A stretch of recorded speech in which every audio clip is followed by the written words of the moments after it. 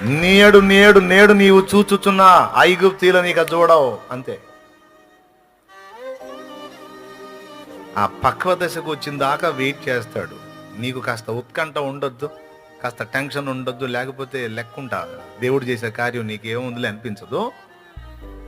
అందుకే కొద్దిగా ఉత్కంఠ ఉంటుంది అన్నమాట. అంతా వచ్చి మీద పడ్డట్టే టెన్షన్ వద్దాడా అన్నా, అయిపోయింది అయిపోయింది అయిపోయింది, ఏం చేయాలి ఏం చేయాలి ఏం చేయాలి, ఏమీ కాదంటాడు దేవుడు.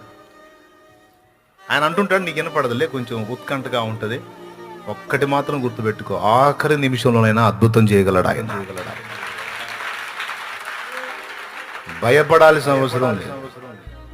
ఎందుకంటే ప్రతి ఆలస్యం ఒక అద్భుతాన్ని నీకు చూపిస్తుంది నమ్మితే.